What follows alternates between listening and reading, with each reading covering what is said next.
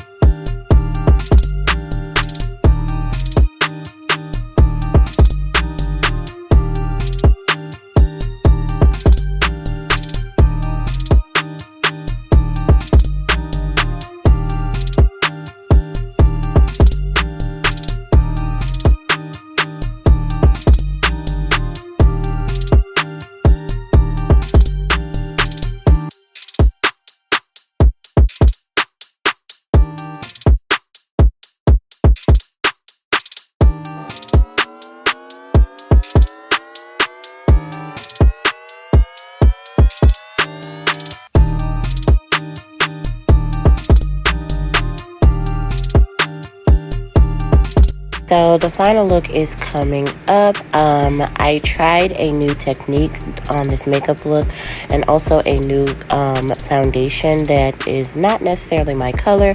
The contour was a bit dark, but I just made it work whatever way that I could.